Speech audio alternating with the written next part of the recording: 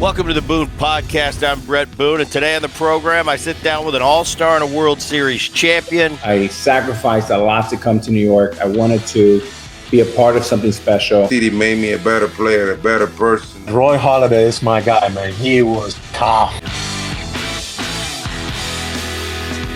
Welcome to the Bret Boone Podcast. I am Bret Boone. Today I got a friend of the podcast. He's a six-time All-Star World Series champ, Red Sox Hall of Famer. Now he works for Nesson as an analyst. I'm looking forward to the chat today. Ladies and gentlemen, Jonathan Papelbon. Pap, I appreciate you taking the time, man. What's up, Boone? All right. I watched the game yesterday, doubleheader. Red Sox blow them out. They won 5 in a row. I want to take you back to the offseason. I hear the Bregman news. Bregman waits a long time to get to sign. You know, we're all kind of watching, well, where's he going to sign? I've always thought better to go back to Houston, where he's had so much success, had an unbelievable run. But then I look at Fenway Park, and for his skill set, the pull power that he's got, I thought if there's one park he would really thrive in, it's Fenway. Come to find out, he's got a great track record there. But he signs the contract. Now, you got Rafael Devers, who's Red Sox star, signed for $300-something million. One of the best hitters, especially left-handed hitters in the game. And then I see the press conference, and I see the interviews, and I see Alex just say, hey, I'm here. Everything's good. Let's do whatever we're going to do. I'm just here. I want to win. Probably happy. Got a nice little contract. And then I see the Devers contract, and I'm like, wait a minute. It's almost like they didn't include Rafael on the discussion. They just kind of said, no, we're signing Bregman. He's going to play third. And because he's a superior defender, there's no two ways about it. It's not an Alex Jeter type situation back in the day.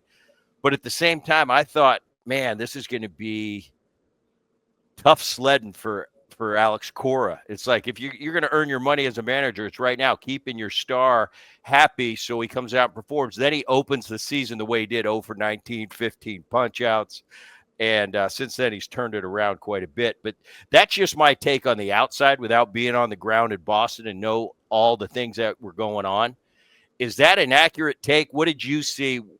And if I'm wrong, tell me what really happened. Was Devers kind of like, wait a minute, I didn't hear anything about this?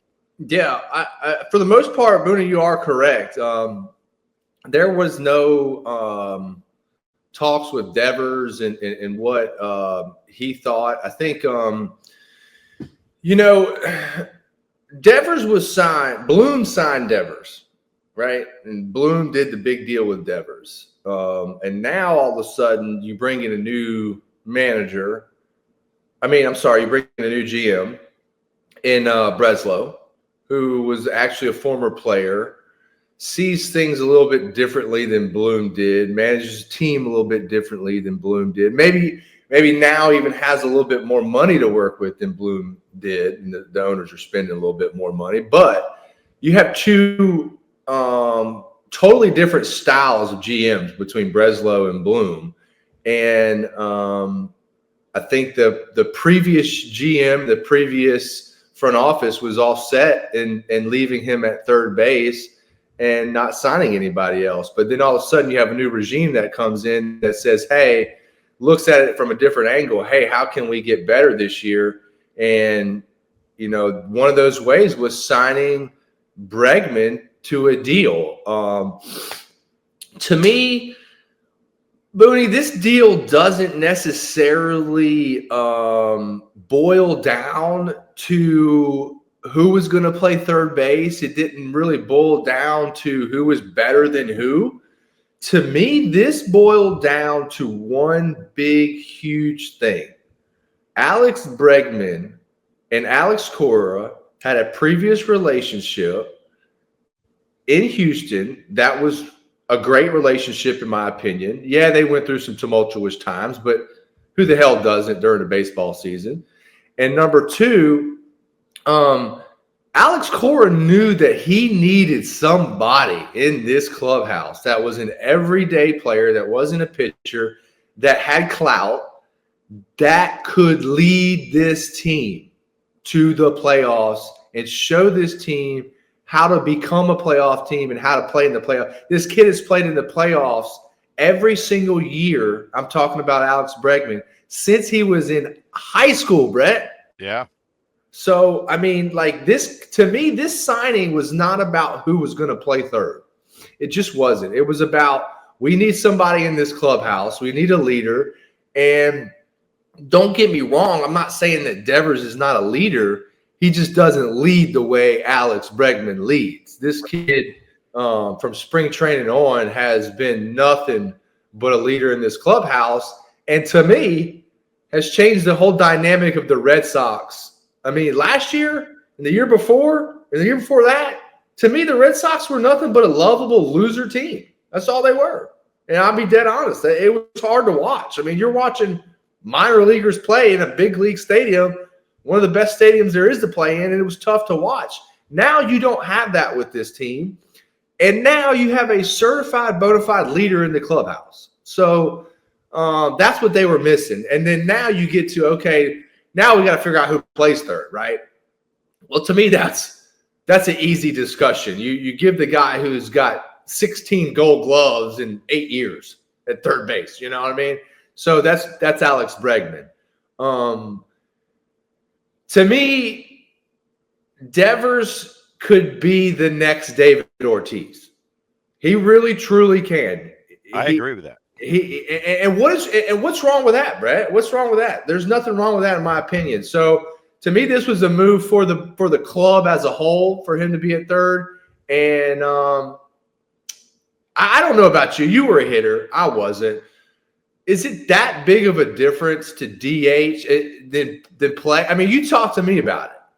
Absolutely. Now, I was never put in a position where I'd have to consider DHing, but one of my good buddies and teammates for years, Edgar Martinez, was, and I remember him ended up being one of the greatest DHs ever. But he said it was a process because I came up with them in the Mariners organization early 90s, and Edgar was a staple at the time, and he played a little bit of third, and that was when they were starting to move him to DH. He was very against it. Now Edgar was, he was all right at third, but the writing was on the wall. And he told me, he said, until I fully accepted it and embraced it, he said, I fought it and it was tough. Now, it ended up being the greatest movie he's ever made. And he ended up going to the Hall of Fame because of it. But without a doubt, I think, first of all, for a guy, you got to know the room. You got to know the personality that you're dealing with. Some guys are going to handle it a lot different than other guys are going to handle it. But I looked at Devers and I looked at the interview he did. And it was almost like, because we all have egos, Pap. I remember mine. It was pretty big in the early 2000s. I thought I was pretty special. And if you would have come into the clubhouse and told Bret Boone, hey, we got a kid that's going to play second and you're going to go over, I'd be, wait a minute. Don't you know who I am? I play second base. So first you're dealing with ego. It's going to take a hit. Like, whoa, wait a minute. I was the man here. I'm the third baseman. I understand that. We all go through it. But at some point, you've got to be able to look in the mirror and self-evaluate accurately and know what's best for your team. Because the bottom line is you want a World Series. You know what it's like. Bottom line is winning a World Series. And for a guy like me that played a long time that thought I was going to have 10 shots at it, man, I got to the World Series and lost and then thought, I'll have plenty more opportunities. Well, I never got to win a World Series, and that's what it's all about. The only thing I can liken it to for myself, because I always try to put myself in that scenario. No, I never was asked to change positions.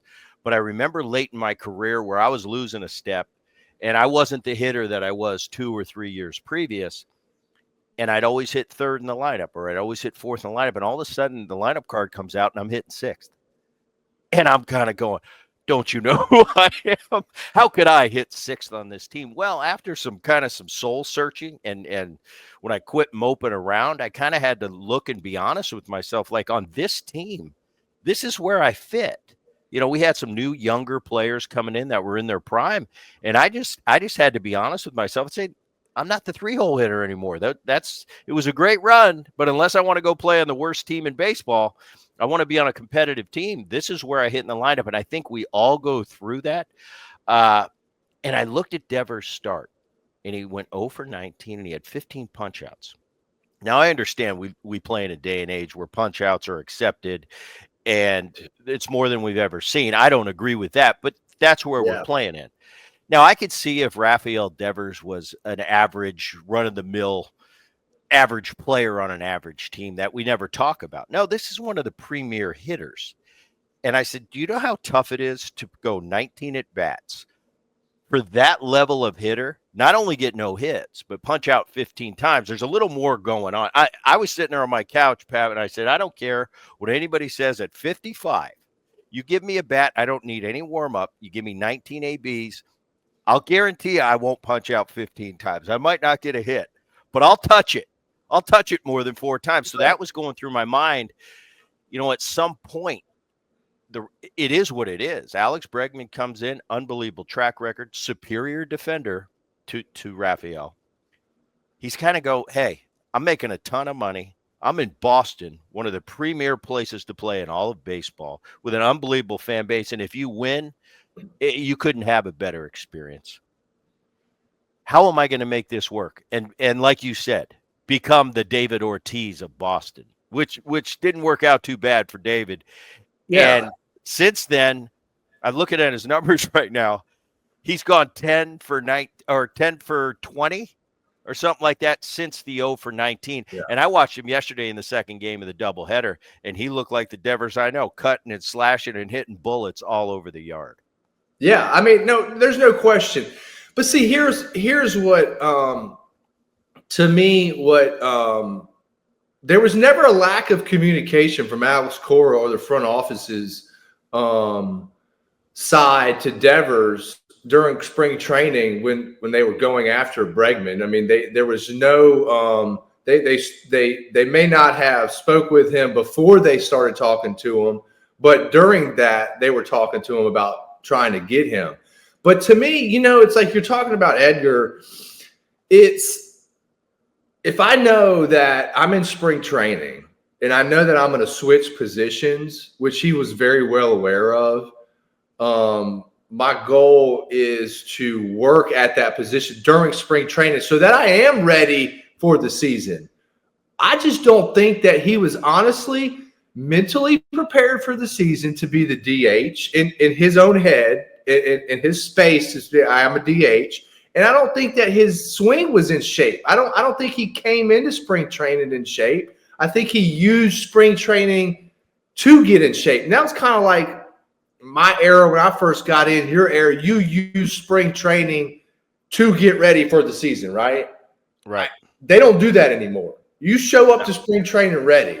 So I don't think he was ready. His swing was, I think, when we were looking at it in the Nesson studio, it was like 6 miles an hour slower. And he was swinging at balls and missing at balls that were dead middle, balls that normally he would crush. So to me, I made the statement that or asked Tom Caron on Nesson, is he out of shape? Was he? Maybe, yes. I don't know. I can't. That's up to him to decide, whether he was or not. But to me, I don't think that he was mentally prepared or physically prepared for this DH job. But now he's gotten back into the groove, and now his swing is quicker. He's pulling the trigger better. He's not letting balls right down the middle go by. So, he's in midseason form now. But I really, truly, my opinion, and a lot of the guys at Nesson, we were saying what's wrong is, and I don't think he came ready mentally or physically for the DH job. I think you're right. And I think first of all, he's a young man. This is maybe the most adversity he's gone through and he was going to mope for a while. I've moped. I know what it's like. Some point you got to kind of put your pants on and go, all right, I'm done being a brat. And I think that's what happened. He went through his grieving stage is like, how dare you, do this? Like I said, at the top, our egos are big, especially when we're in our prime. I get it. But at some point, you're starting to affect everybody. And it seemed like he just decided, you know what? I'm done moping now. Let's go play. Yeah, and I think that boils down to Alex Cora. You know? You got to give credit. My brother will tell you, man, when you're a big league manager, you're not a coach. You don't coach. You manage players. You manage their families. You manage their lives. and you manage their ability to know that player every day in and day out, where he's at in his life. I mean, that's Absolutely. You're managing people. You're managing people. That's the most important part. I say it all the time. And a computer these days can tell you who to put in and what the right matchup is. But how do you get this guy, player A, on your bench? How do you get the most out of him? How do you put him in position to be as successful as possible? And it's different formulas for different personalities, as you know. Yeah, no But question. yeah, I think that, and that's why I say Alex Cora was the one that kind of, and this wasn't public, but speaking throughout the guys and the team, and Alex Cora went to him and said, "Hey, listen, you can be great. Get out of your way. You can be great." And I think David Ortiz has been in these conversations a little bit with him as well. They're very close as well. And look at David Ortiz. I mean, he had to get traded enough to say, "Hey, you can't play first base. You're not good enough to play first base. The Minnesota Twins don't want you anymore." yeah. And so he had to take a blow to his ego. Everybody has to take these ego blows at some point in your career. I took one in 2017, 12 years later, but at the same time, I took one. And you're just not as good, or things change. And so I give Alex Cora and David a lot of credit too for helping this kid. Yeah, and to look at the Ortiz formula and go, oh, I kind of am like him a little bit. It's a pretty cool story to follow. Before you got to the big leagues, I was watching. Believe me, we'd go into the Metrodome and we'd have conversations all the time, like, "Wow, this Ortiz guy, we hope he's not in the lineup today," because he'd play sparingly. Because you're right, he didn't have a position, they didn't know what to do, they had a DH. And then, fast forward a couple of years, he gets traded on to Boston, and then the rest is history. But it's just about embracing it. And once you embrace it, you could be the player that everybody expects. And you get a guy like Bregman. I didn't even think about the backstory with him and Cora and their relationship from years and years ago. And you're right. We talk about leaders all the time. I think it's kind of an overused term in our industry. But the guys that through my career, that really helped me and I look to as a so-called leader, wasn't the guy that was loud and always calling team meetings. It was the dude I got to the ballpark and I watched how he took the field, and I watched how he played the game. I watched how he handled the good times, and I watched how he handled the failures. And that's the guy I wanted to follow, the guy that was a pro. Those are the real leaders. Bregman seems to have that demeanor about him when I watch, and I've watched him since he was a kid. You can't argue with the track record. What they did in Houston, unbelievable. It's like it's like they were going to the World Series every year. And so I think that especially with the matchup, like I said, with his skill set for Fenway Park, I think it's a great situation. I looked at this offseason for the Boston Red Sox. They went out and got Crochet from Chicago. I said, that kid's a beast. He kind of reminds me of Scuba a little bit. You got Walker Buehler, who came over from the Dodgers, coming off Tommy John, but he had a great postseason. I know he's off to a little bit of a tough start. Then you get the Bregman, you get a Liam Hendricks, who I want to talk to you about a little bit later in the program. You get Chapman back. He hasn't given up a run yet. He looks like that guy I was watching 10 years ago. This is a different team in Boston right now. And how much is it a big deal? Changing teams. You did it a few times, especially coming to Boston, where the bar's set high. Fans expect a lot. The history of that franchise expects a lot. How have all these guys integrated into that clubhouse? And I think you alluded to earlier, the dynamic in the clubhouse has completely changed. Speak on that a little bit. Yeah, there's no question. Last 2 years I've been at Nesson and really analyzing this club. As a former player, I've noticed there has been no leadership previously. And when Breslow came aboard, I think that Breslow and Alex Cora sat down, and Breslow said to Cora, "What do we need?" Okay. And I don't think that need came down or boiled down to any kind of physical need. They needed leaders. They were putting out a minor league team for the last 3 years. There's no question about that. There were times where I'd show up to the booth in center field and they'd be like, yeah, Joe Buddha's pitching today. And I'm like, who is this guy?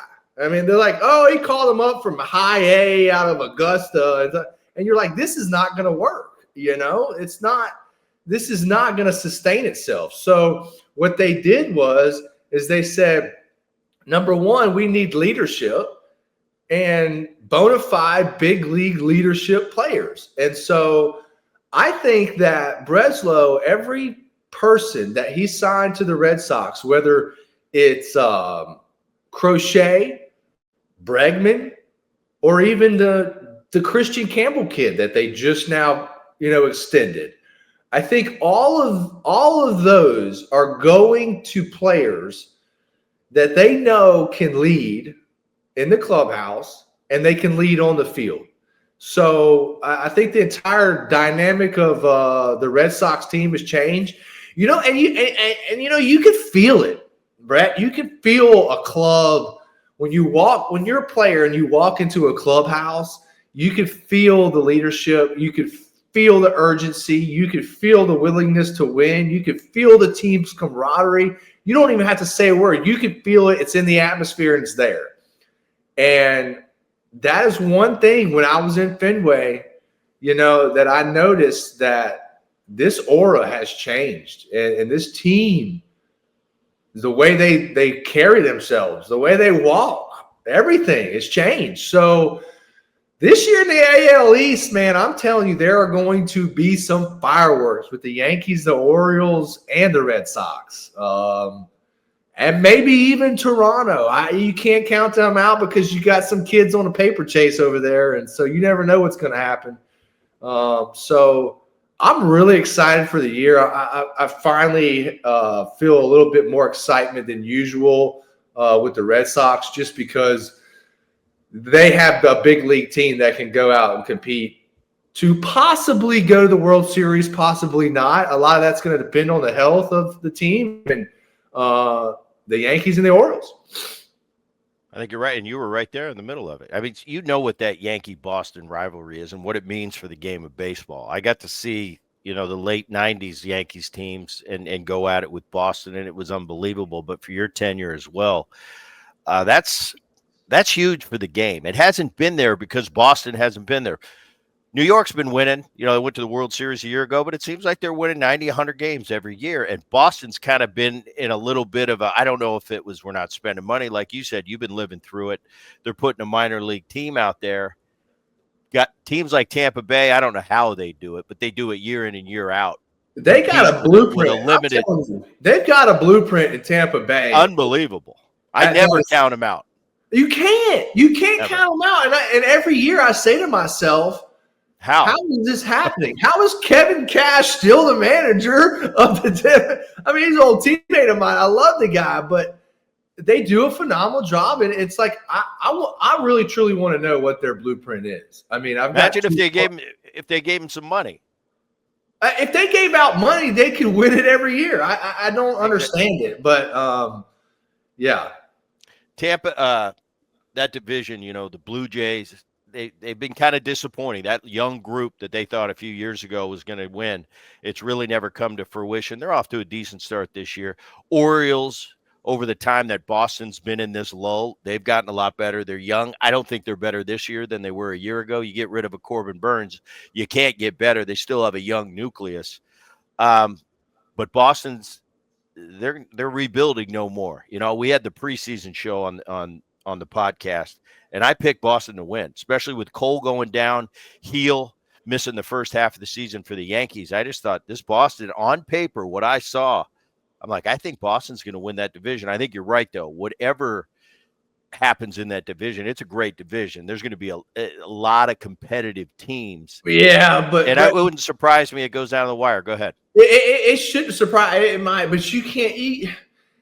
You just can't ever count out the Yankees. I mean, they've got, and your brother's got great leaders over there. He's got a team that revolves around Aaron Judge, who Anytime you have that guy on your team, you are in a World Series or playoff chase. There's no question. Best hitter on the planet. And I don't care what anybody says about anybody else. Judge is the best offensive player walking the earth as we speak. He's the only guy. Go ahead. I don't give a damn about these torpedo bats either. No. It's not the arrow, it's the Indian. It's the guy who's swinging that bat. And to me, they got a great ball club over there. Now, I wouldn't so far as say, hey, Garrett Cole is out for the year either, Brett. Yeah, I mean, it's going to be interesting. And if they play good and are competitive, the Yankees at the deadline are going to go out and make a splash. Yeah. If you can be competitive and get the heel kid back, who was a rookie of the year a year ago, lot gets put. The Max Fried, I like Max Fried at the top of the rotation. Rodon's really going to have to earn his stripes this year. This is a position for him with Cole going down, for me, that he really needs to step up. I think that bullpen's solid. If they get Loaizaga back, I think they even get better in the bullpen. Offensively, so far for the Yankees, they look really good. You like you said, you've got the X factor in Aaron Judge, but Volpe's getting better. I think Jazz Chisholm is a better player than they thought they were getting at the trade deadline a year ago. And it's going to be interesting to see throughout the year how Goldschmidt and Bellinger add to that offense. Both are former MVPs, but we'll see how that goes. The Martian, I told Aaron, I said, anybody that's named the Martian, before they do anything in the big leagues, he better be good. But it's going to be interesting to see. But so far, so good. The Yankees are at the top of the division. Talk to me about some of these offensive players that for the Red Sox that everybody might not know about. We all know about Devers and Bregman. Trevor Story, I forgot about him. It's like he signs this huge deal from Colorado years ago, and he's just been nowhere to be found. How does he look so far? Talk about the Campbell kid, just got the extension, 22 years old. And tell me what's going on with Abreu. He's getting a hit every at bat. Yeah, I'll go to Abreu first, man. I actually picked Abreu to win the MVP this year.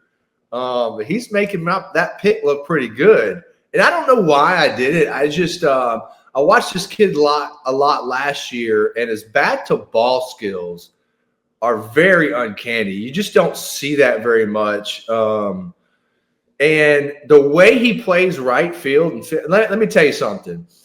I'm a pitcher, and as a position player, if you could play the field and hit, boy, you bring value to me. I mean, there's guys that just, to me, it's all about hitting, and they let the field, work kind of fall by the wayside. But this guy plays right field, and I think Fenway Park. I wasn't an outfielder or anything, but that's got to be what you have to cover in Fenway Park and right field is the toughest park in baseball, in my opinion, to play right field. So, and he does that. So, for me, I mean, this kid right here has got tremendous skills, and I'm kind of worried because his weight now was a little down. I don't know if he got sick, but he's still raking, and he's one of those guys that Alex Cora can just put in every day. Yeah, he's going to need his rest. Yeah, he's going to have to give him days off, but he's an everyday guy, and so to me, he's got a chance to put up some MVP numbers, and we'll see what happens with him. It's Trevor's Story now. It's just he's got to stay healthy. There's no question around that. The team has, said, hey, we need you healthy. Last year when he dove for the ball at shortstop and dislocated or separated his shoulder, to me, that was a little bit of eyewash. He had no chance at that ball. And you're diving for that ball. I think the older we get, whether you're a pitcher or position player, you learn how to stay healthy. You learn how to take those hits. You learn how to ice your arm, prepare your arm to pitch another day or take a day's rest. You know how to save your legs as a hitter, or there's little nuances that you can do as a big league player. And this doesn't come until later as you get older and you learn your body and you learn how to keep it healthy. To me, the best ability is availability.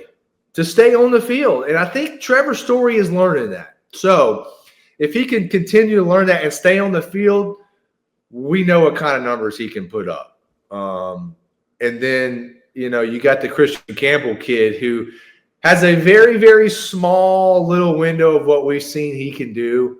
But as far as just raw athleticism and raw bat speed and just an athlete, or like we say down here in the South, an athlete, man, this guy, he is one. And I tell you what, he can play. And I think he's just one of those players now, you just let him play and you leave him alone until he struggles.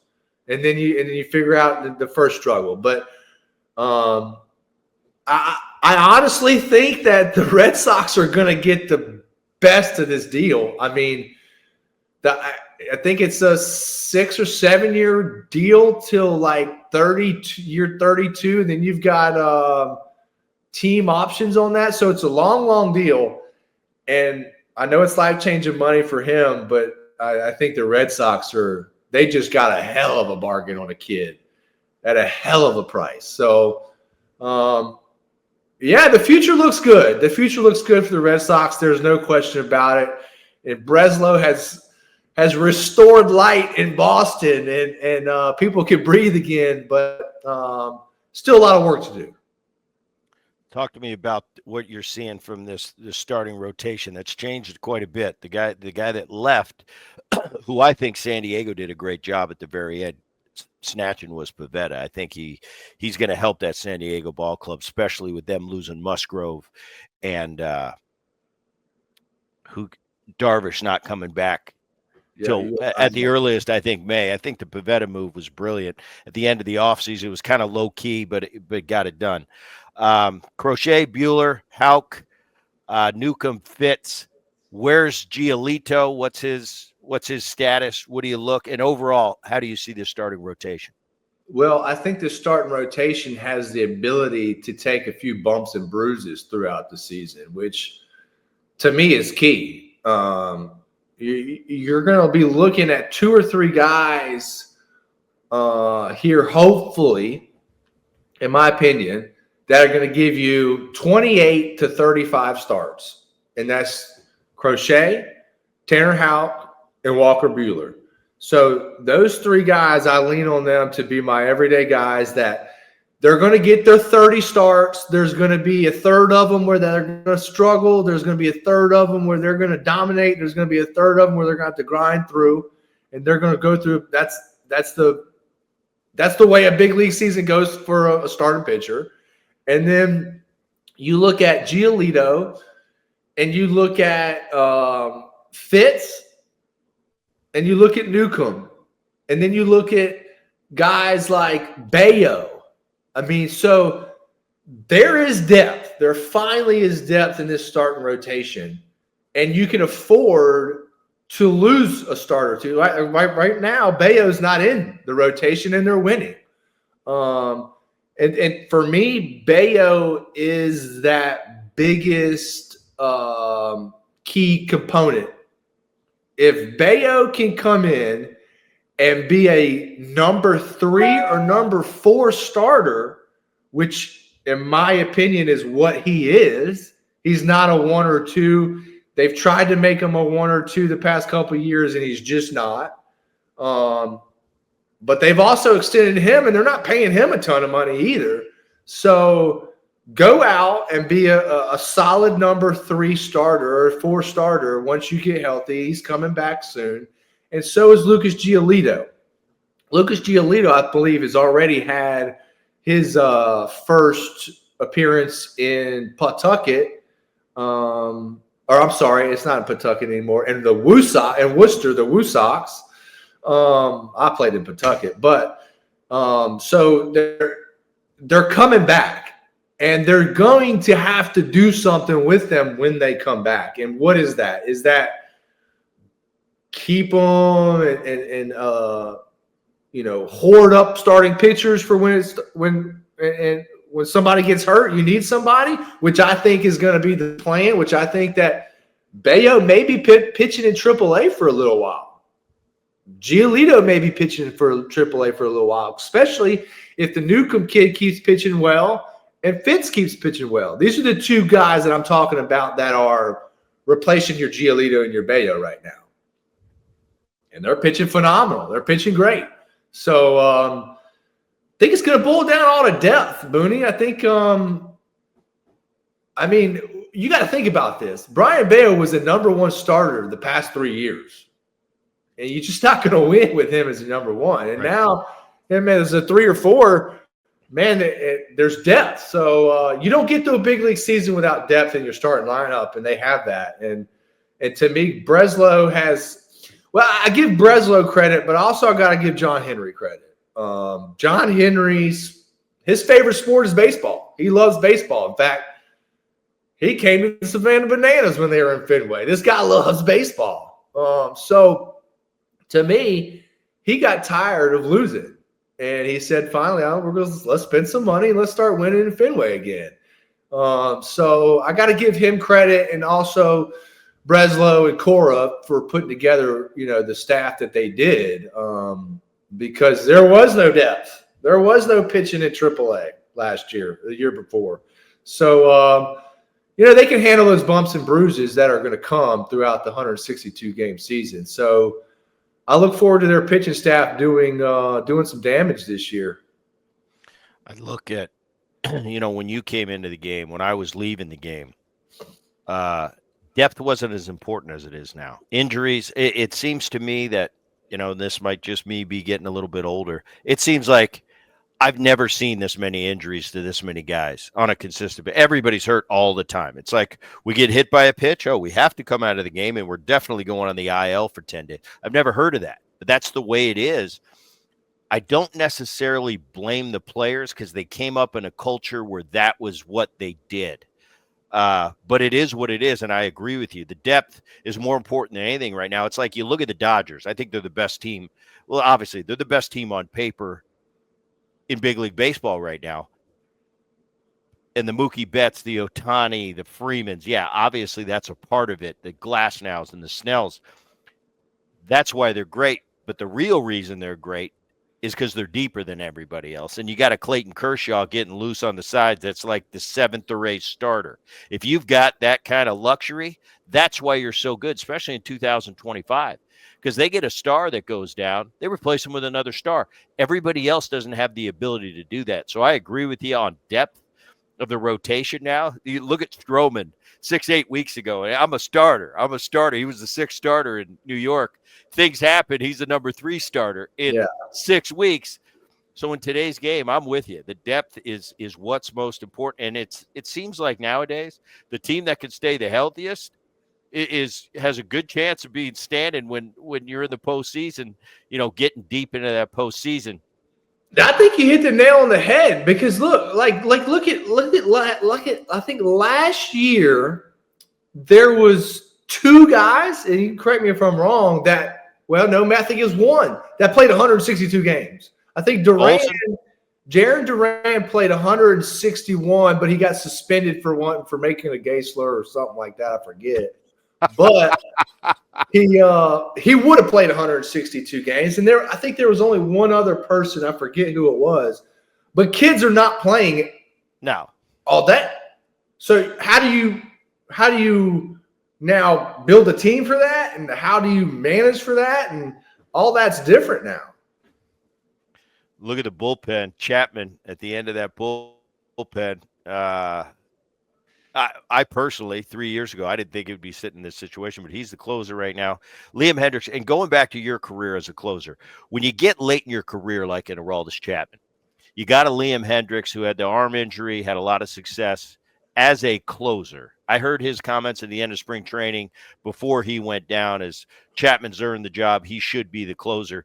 But when you get 2 prominent guys in that bullpen, probably helps when you're a veteran. You got a little more wisdom, a little more maturity, but you still have that. I'm the guy. You like to be that 9th inning guy. When you got 2 guys, explain to me when Hendricks comes back. Explain to me that that atmosphere and what that's like, having 2 guys when it's all said and done are going to be considered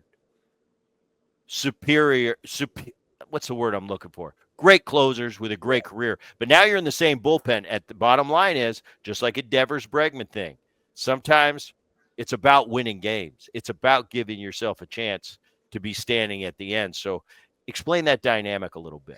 Yeah, that's a great question, Brett, because in my career, let's see, I pitched with Billy Wagner, Hall of Famer, Eric Gagne, Bobby Jinks, all great closers who set up for me.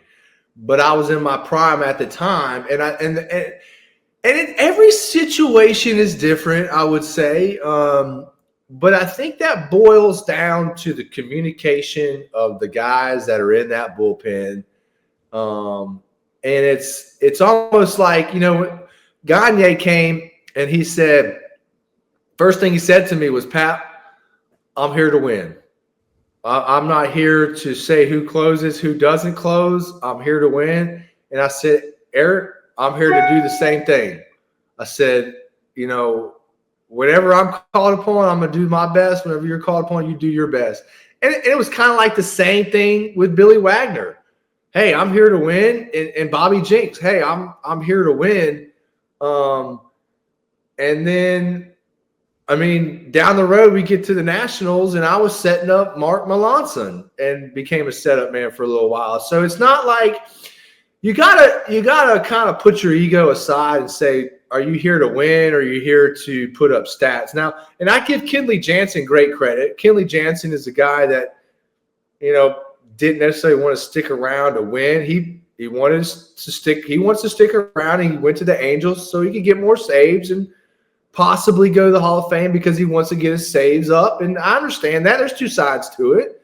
But it all depends on what team you're on and who you're with on that team.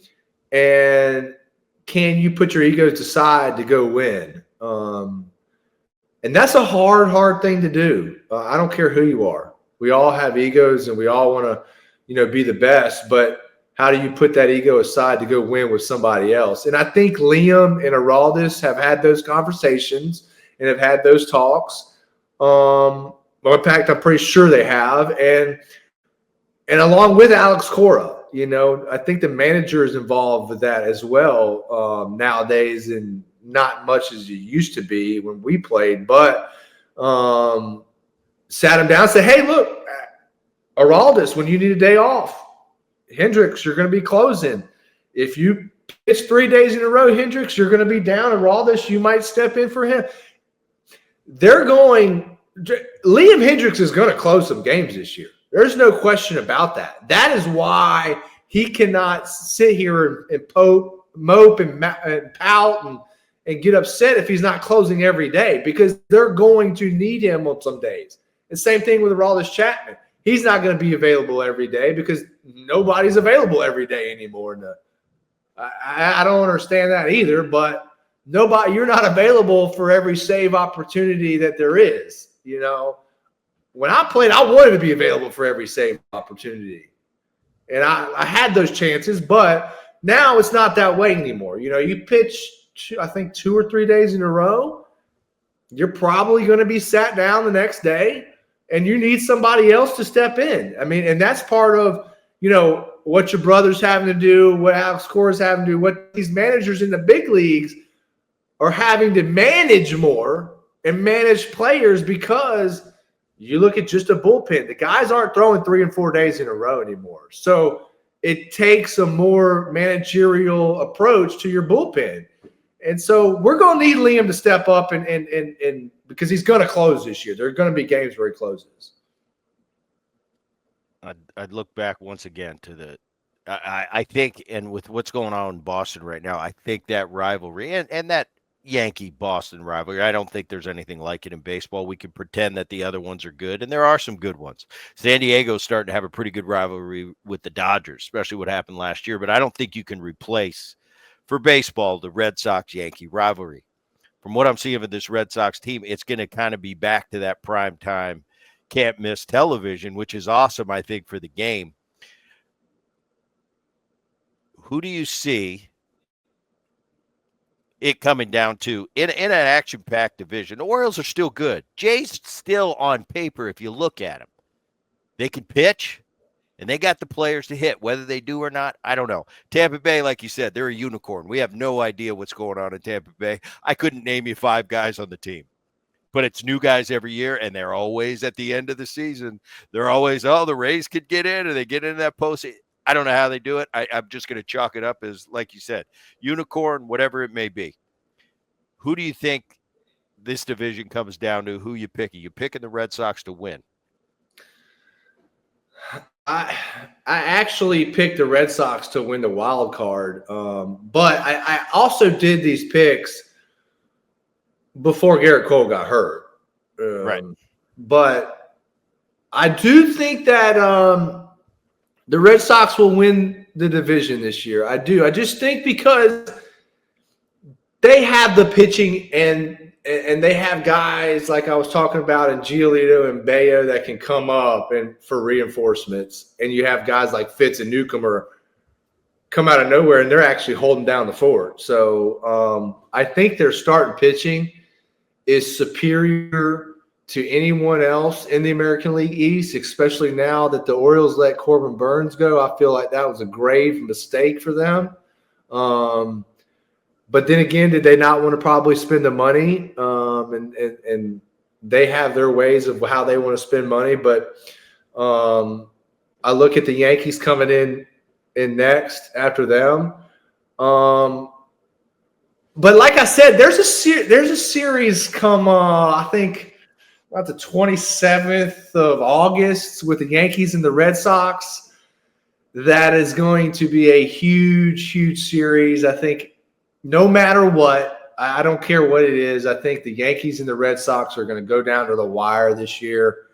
And I think it's going to be very, very close. I think it's going to come down to the series in August when they play. I believe it is in Fenway. But you just can't ever count the Yankees out, man. You just can't. They've got the best player in baseball. So, like I said before, so I feel like it's going to go down the wire. I think the Red Sox will just edge them out just strictly because of starting pitching. You got it. Well, Jonathan, I appreciate you coming on, man, and I love getting the different perspective. Guy that's watching it daily there in Boston. Make sure you come back again. I appreciate you. Okay, buddy. On. For those of you watching the Bret Boone podcast now have our own YouTube channel. Check it out. For those of you listening, download this podcast on the Odyssey app or wherever you get your podcast. And until next time, keep it here.